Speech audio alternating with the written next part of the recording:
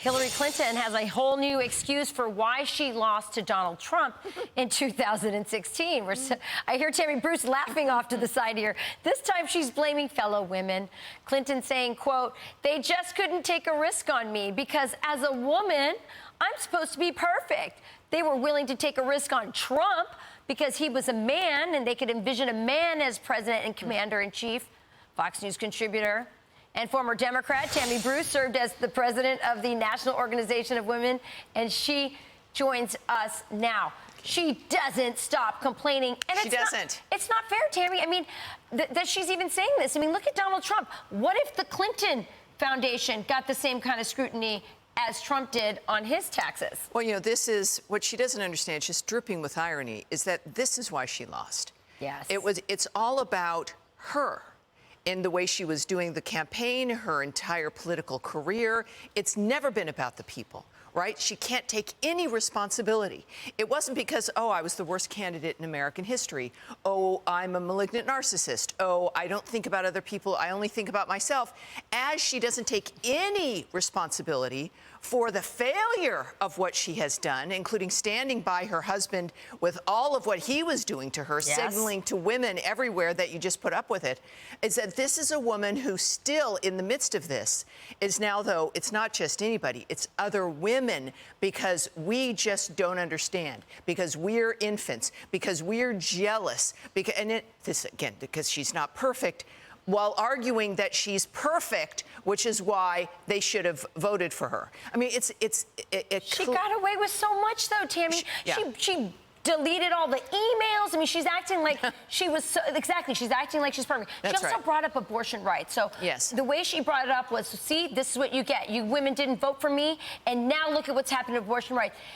Perfect answer from her, because for one, it ignores the fact that there are lots of pro-life women in this country, right, and most women don't agree with her radical position on abortion anyway, which is like through the 9th month. That's right, and she bragged about voting against the partial birth abortion ban. Yeah. So, you know, we've seen the Democrats move into this direction. Most people want women, accidents happen, mistakes are made, birth control fails, to have an option in that first trimester. That's where most Americans have always been, but not unlimited. And that's what we see. The American people are decent people. We understand that women need this kind of framework, obviously. But at the same time, there's Hillary making this argument that women aren't good enough, that they were bad, or that this is what happens because you didn't elect me. How dare she? Because right now, we know it's at the states. It's where women's voices, where the citizens' voice is heard more directly. You're not going to be heard by the Supreme Court. It's not something you can lobby, et cetera, even though the Democrats try to by threatening them.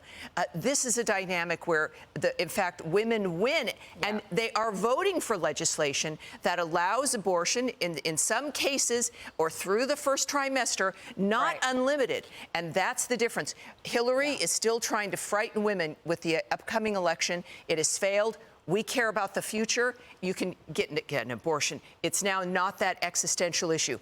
Women care about food prices. On the table. They care about their kids weren't allowed in school. They want to be able to gas up their car. Yeah. They care about so many other things. They don't want to be called a terrorist because you're active at the school board meeting. Enough is enough, people. Hillary, take a seat. Sit down. Yeah, she's still trying to be relevant. Maybe she's trying to get on the ticket in case Joe Biden doesn't make it. Yeah. We'll see about that. We're going to bring you back to talk about that. Okay, look forward. Not that we'll have anything to say. All right, Tammy Bruce, thanks for joining us. My pleasure. All right. I'm Steve Ducey. I'm Brian Kilmeade. And I'm Ainsley Earhart. And click here to subscribe to the Fox News YouTube page to catch our hottest interviews and most compelling analysis.